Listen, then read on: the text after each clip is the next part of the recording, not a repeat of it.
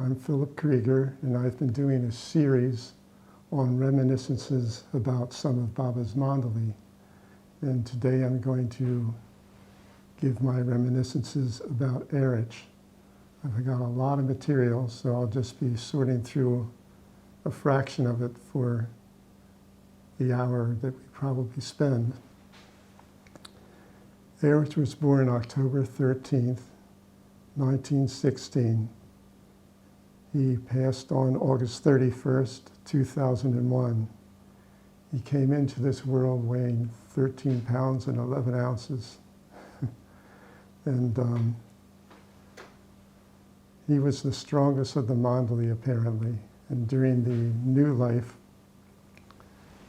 there was, I think, there was a steel sort of concave bowl that he had to carry on his head with something in it, because if it was put in the New Life caravan, it would spill. So he had to walk with that thing on his head. I don't know how long he did that for. Anyway, a little bit about his upbringing. There'll be a lot more forthcoming from Devana's 3-volume set about Eruch, which I and many people are eagerly looking forward to. But his mother is where he learned his stories about saints and perfect masters at her knee as a small child. And his father provided the discipline and the gumption. His father had a job as a dobie, which is a low job as a washer person, and he would wash the clothes of some big military guy. And because he was so dedicated and good at what he did, he rose up through the ranks, even though it was the higher positions were ones usually reserved for the English. He got to be in charge, the chief boiler plant inspector for a wide area around Bombay. And he became a lover of Baba's. His nickname was Pistol because he could be a pistol. I never met his father, of course, but I met his mother a number of times, and she was just a real delight. So Eruch's training growing up included learning tailoring, cobblery. He had a beautiful singing voice until he joined Baba. Baba took that away. He would sing at the movies, I guess at the intermissions or whatnot. He knew cooking. He had a laboratory. Chemistry was his favorite subject. He treated the servants and others with medicines. He was mechanically inclined. And he did varied handiwork. He had a gymnasium. What an upbringing. So, and when he met Baba, well, he had met Baba before, but probably as around 19 or 20, Baba asked him, "What are you studying in college?" And he said, "Engineering." And Baba said, "I want you to come and be my engineer." I'm going to read some quotes of what Baba said about Eruch as soon as I have a drink of water.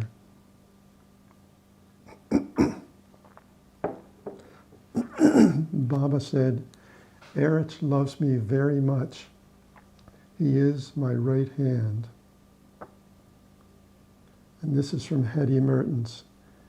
He, meaning Baba, sat there in the airport and talked to us about Eruch, his interpreter, his strength, which was more than we could imagine, and his childlike meekness. This is directly from Baba. "You know how important Eruch is for my work. By remaining by my side, he serves me 24 hours a day, keeps watch by my side, reads my signs and gestures, looks after the smallest chores, and in addition, he handles the correspondence." Baba also said, Eruch did not have a wink of sleep for 16 days once. And as many pilgrims know, at Amartithi time, he would stay up all 3 nights and just sit there and be with us and greet people who were coming. Baba said, if ever I personally liked the company of anyone, it is that of Eruch. And Baba said, the Mandali are all gems. There is no one to match Eruch. When I say such things, Eruch does not like it. To me, this is a drawback in him. Oh, and Baba also said, during the New Life, of course there was a caravan, the New Life caravan. He said, Eruch is the caravan's life. And Ward Parks told me that Baba said, and I'm paraphrasing now, that the first one he wanted to see during the New Life when he woke up was Eruch's face. Eruch, I tell in my How I Came to Baba story, a number of stories about how Eruch helped mature me in terms of my understanding. And sometimes it was painful, but it always ended up being wonderful. That can be accessed by going to YouTube and putting in my name, how Baba came to me, and then Mayor Baba's name. Or you can go to Robin Vogel's platform and find it there.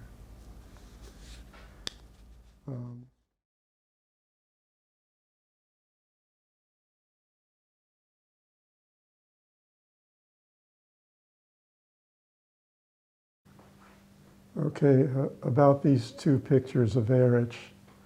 The first one is Eruch at Happy Valley, and you can see parts of Gary Kleiner in the background. The second picture, the story goes like this. A pilgrim asked me if I would take a picture of her with Eruch. And I was thinking all the while, gee, I wish I would have a picture taken with Eruch, but I feel too shy. So anyway, I wasn't going to ask Eruch. And after I took the picture of the pilgrim with Eruch, Eruch said, now it's Philip's turn, come on. And then as she was fiddling with the camera and getting it ready, Eruch was hugging and kissing me. And then when she snapped the picture, he's still hugging me. So I kept diaries when I was in India during my 21 visits. And this is from my November 29th, 1997 India diary entry. First, I'll give a little background. There were 5 of us who had planned to go to Hamirpur that year in 1977, but we weren't well enough. And for some reason, we were granted a special audience with Eruch in Mandali Hall. So there was 5 of us plus Eruch. And we were all just sitting in a little circle on the floor in the middle of Mandali Hall. And Eruch seemed to be in an unusual mood. He seemed to be serious about this, which surprised me. He, Eruch, then asked someone, why do you come here? I want to know, why do you come here? And someone answered, and it didn't feel like she quite put the right words together. And it was one of those rare instances when the words just seemed to be put in my mouth and come out. And I answered, the concentration and the depths of the love that we experience here is unmatched. At which point Eruch's eyes filled with tears.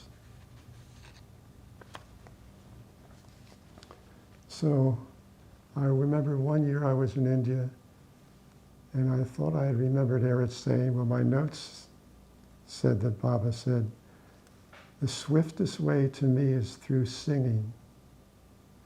And I've read the literature, and I have a good memory, and I never found it in the literature. Well, that's because it wasn't in the literature, because I went back 4 years later and asked Eruch about it. Monty was in the hall too.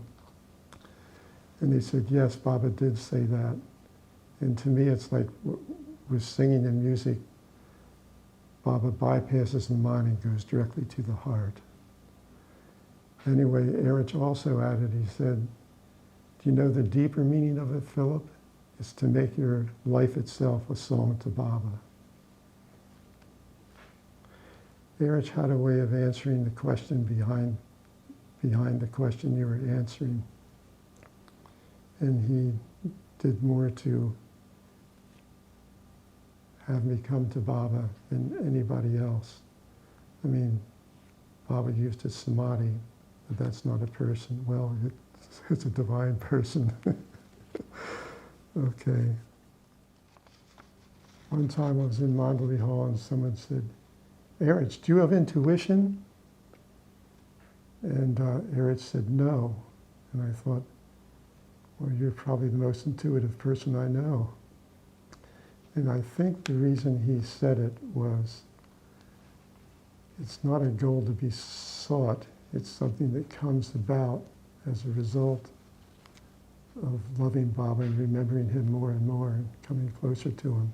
And if he doesn't give it to you, so be it. He has reasons for everything. But he also said that when we Mandali talk, sometimes we don't know whether he said it or we said it. And Baba had also told Eruch, when you go and talk about me, say, Baba, you speak. And I remember one time in Mandali Hall saying, is that still the case? And Eruch said, yeah. But another thing about intuition, Baba did say we're coming into the age of intuition. But Baba too added, be careful, you might get intuition and miss Baba. And there are intuitives in the world, but they don't have Baba. So, anyway. Okay, here's a few things. I remember Eruch saying, play your part. The problem is we don't play our part, we play ourselves. So Baba said, the purpose of creation is just to remind you to remember me. And that reminds me of something Eruch said once, which just was so striking. He said, do you know why there's sky and birds and plants, I'm paraphrasing now, and animals? He says, it's so that you'll feel at home. It's one you have to think about. I remember Devana said, Eruch was the most all-inclusive person I ever met. He would always keep the hearts of others close. And boy, wasn't that the case. I mean, he made you feel like you were his best friend. Mani had that ability too. And I guess because they saw the one in the many, everybody was their best friend because they were seeing Baba in us. Baba said they saw the many in the one, but when he dropped the body, they would see the one in the many. So Eruch would talk about the first time he met Baba. I think it was 1926. Anyway, he wasn't speaking. But what he very rarely said was that his mother said he met Baba back when he was speaking. But since Eruch didn't remember it, he would not talk about it that way. So one young Baba lover asked Eruch, what is love? He replied, love is the code of the combination lock that opens the heart. Eruch told people that every time that Baba said he was going to break his silence, he really did. He gave the example of gently waking someone from sleep. The person mumbles, rolls over, and groggily begins to come out of sleep. It takes a while from the outset until he becomes fully awake.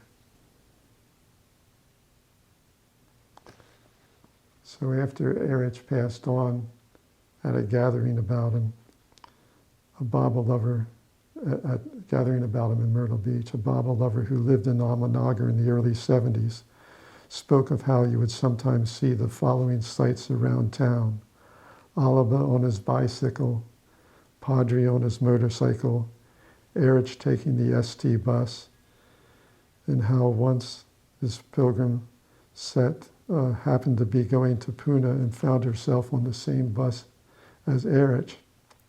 He was going to visit his mother in Pune at Bindra House. Bindra House had wonderful vibes. Eruch invited her to stay with them in their home during her Pune visit. He, and consequently she, were mostly silent during the bus trip, except that he would point out places connected with Baba along the way and share silent, relevant stories about them. He would also now and again ask what time it was, so eventually she asked him why he didn't wear a watch. He replied, "The day Baba died, I took off my watch and I never wore it again."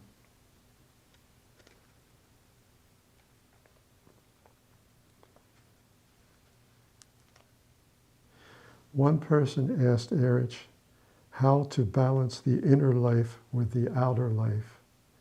He responded, "You're asking the wrong question. Merge the two into one." So when Eruch passed on, Eriko said that when Heather and I think Shelley next made contact with Eriko after the burial, they seemed noticeably more upbeat and cheerful. The reason being, Eruch's appearance in the coffin. He now appeared younger. He was in his prime. Moreover, they described an expression of utter simplicity. Everything else, troubles, etc., were removed from his face. He looked gorgeous, stunning.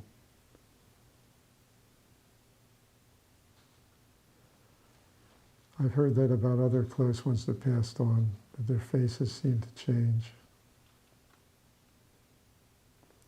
And they looked younger.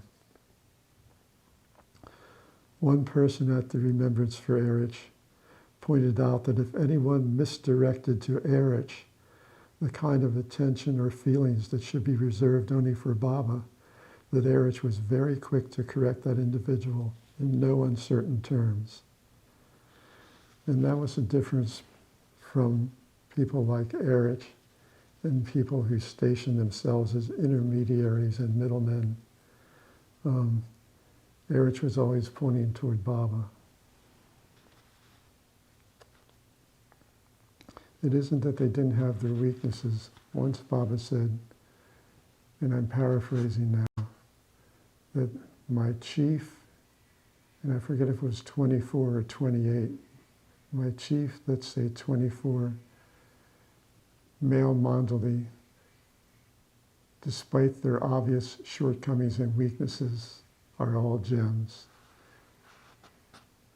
A woman related that Eruch once very lovingly said to her, "Have nothing for the world, become his and you will be transformed." A man shared at this gathering that he joyously announced to Eruch that he was for the first time now experiencing something of Baba's love. Eruch responded, "Welcome to the slaughterhouse." Of course, it means the slaughterhouse of the limited self, the ego. So as Eruch said, we're just cradles for him, and he needs to replace what we are. He's already that, but we've occluded him with the clouds of our sanskaras and our etc. But it all has a happy ending. A man shared that one day while in Mandali Hall, a young woman asked Eruch if she could perform a dance. Eruch said no. The next day, this man was waiting in line to greet Eruch. While Eruch was greeting that woman, he said to her, "I'm so sorry that I didn't allow you to dance yesterday. I couldn't sleep all last night thinking about it. Will you please forgive me? Please dance for us today. Somebody pointed out to me years ago, and I feel it's true, that he had the qualities of both the female and male, the positive qualities of both genders to a high degree.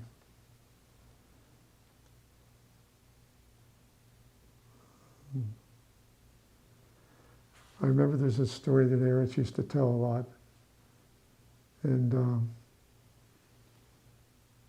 it was about a man he hadn't been to India before, and he'd come every day and sit in Mandali Hall, and with him he had these, what are called Indian clubs. If you don't know what they are, they look sort of like bowling ball pins, and they are juggled.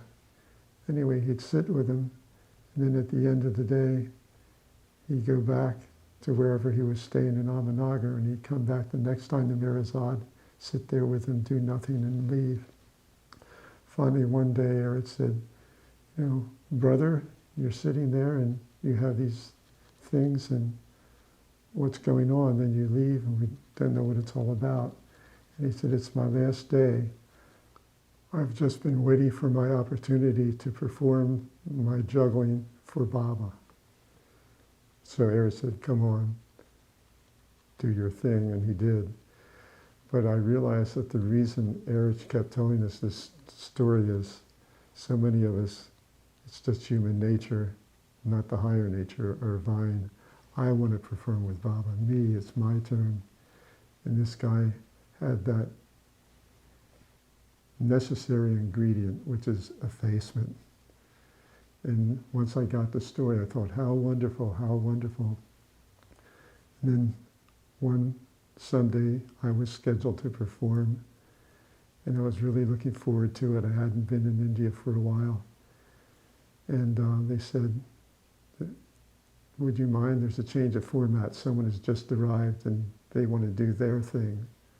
And I thought, I know this guy, and I'm aware of his ego, and I was scheduled harumph.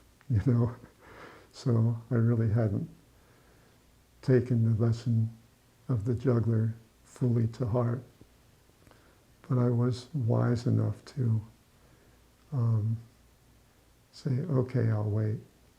And maybe I'm doing a little bit better in that regard, hopefully. A Baba lover shared that Eruch said he's envious of we who haven't met Baba, that he has drunk the full glass of wine, having been with him, and now the glass is empty, whereas we are still approaching the threshold, the most special journey. I remember Eruch saying one day, and this would be rare for him, he was sitting on the bench at tea time right outside of Mandali Hall, and he said, I'm just a hollow box. I'm nothing but a hollow box. So,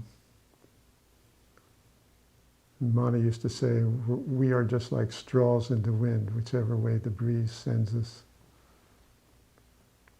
They had such a high degree of being devoid of the limited self. They had full personalities, as mentioned before. They had weaknesses, but boy, they were gems. And one fellow at this gathering, it might have been me, read several brief quotes verbatim, two of which involved the death of loved ones. The first is from Kitty Davy. Quote, Baba always encouraged us to face the death of a loved one, not with undiluted sadness, but with an alloy, a mixture of sadness and happiness. Sadness for our loss, but happiness for their gain. At other times, Baba said, we should just be happy and not feel sadness. But I feel he says things for the level that people are at. I know I'm at the level where I need the alloy. So there was a woman named Mabel Ryan. Baba said she would be a circle member next lifetime. and a close friend of Margaret Krask's and Delia DeLeon's. And Delia was quite upset that she had passed on at an early age. And Baba replied, "Baba has not parted from you. She is closer to you now than she ever was or could be before. Love knows no separation, and because you loved her so much, nothing, not even death, as physical separation is called, can break that tie of love there is between you." Isn't that wonderful? So, after Eruch died, I wrote how it began raining heavily here in Myrtle Beach the day before Eruch's death, as I recall. And it really poured on the actual day. In fact, it kept raining heavily on and off until yesterday, at which point the skies began to clear and cheery waves of yellow travelers, butterflies, appeared in the air, countless butter-colored butterflies flitting through our skies. And today there are even more of them dancing against a background of perfect blue sky within the splendor of his perfect world. Baba said it often rained when he was doing a special work. And then there was the beautiful clearing following that. And some people find it interesting. I think it's interesting that not long after he died, 11 days afterwards, is when 9/11 happened. So, and Eruch was, I might have this a little off. I think it was when they were in the airplane leaving the US-1 visit, and Baba pointed to the buildings out the airplane window and said, "They'll all come down like a deck of cards." If I have the story a little off, I'm sorry. So, personally, Eruch is the person who helped me. Baba helped me through Eruch more than through anybody else. And Mani was the person who said the sweetest things to me. So, wanted to add that. So Eruch said, "Suppose if God were to come to you and ask you, 'What do you want?' Ask nothing except beg of him that he might bestow the gift of desirelessness." Same thing as asking to seek his pleasure.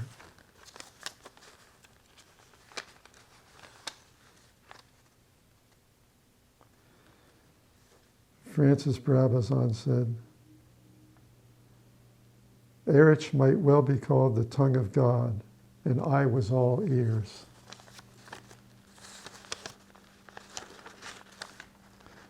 Eruch could pick up on things. I remember one time on a visit, I have a background as a librarian, and Valnatu put me in charge of redoing the Mehrabad Hill Library. And oh boy, what a mess and what a problem. But I hadn't told Eruch what I was going through, especially with one of the co-workers. And one day, as I was hugging Eruch goodbye at the end of a Merazad day, he said to me, "Poor Philip, no one understands what he's going through. He came here for a vacation, and what a rough time he's having." And I remember before I left for India thinking, I've been working so hard, and back in the West, it not only will be a pilgrimage, but a vacation. So I wanted to have it both ways. Anyway, he laughed after he said that, and then he repeated it. "Poor Philip, he came here for a vacation. No one understands what he's going through."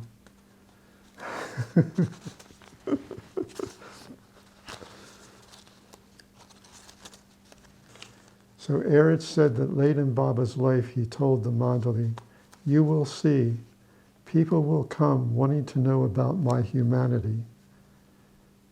My divinity will be revealed to those who seek my humanity.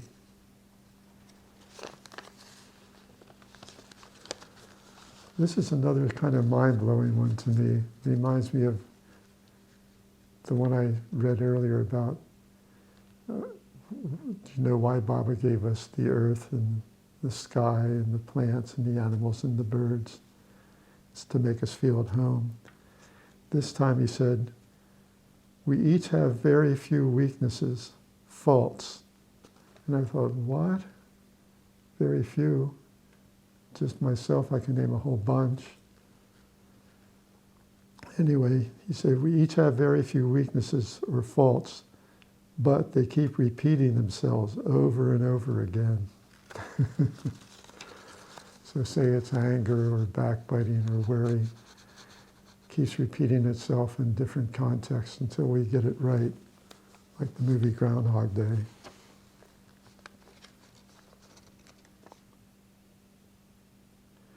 Eruch relates that Baba said the following: it behooves us to accept our weaknesses and dedicate our strengths to him.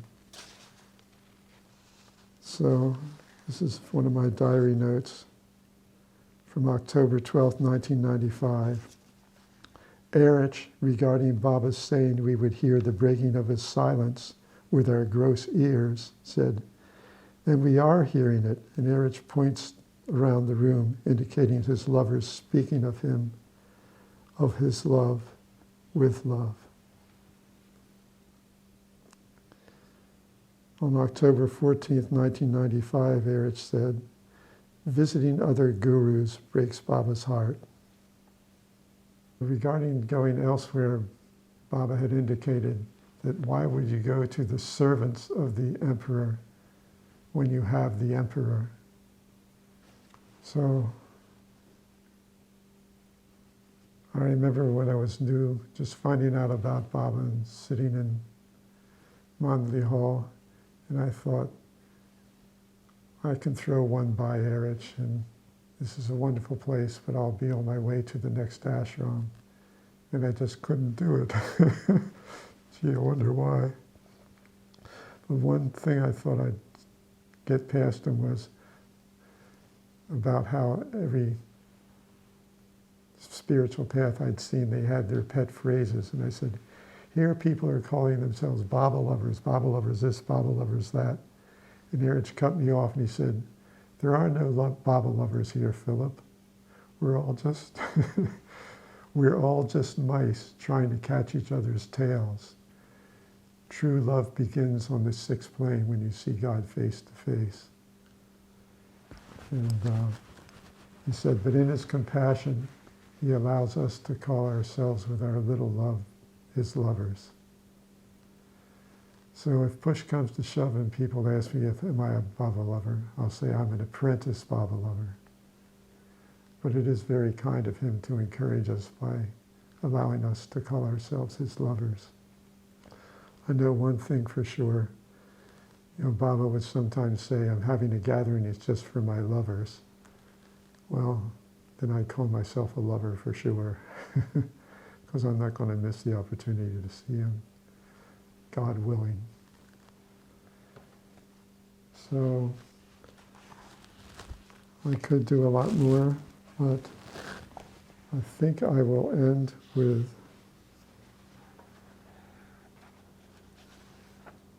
a poem.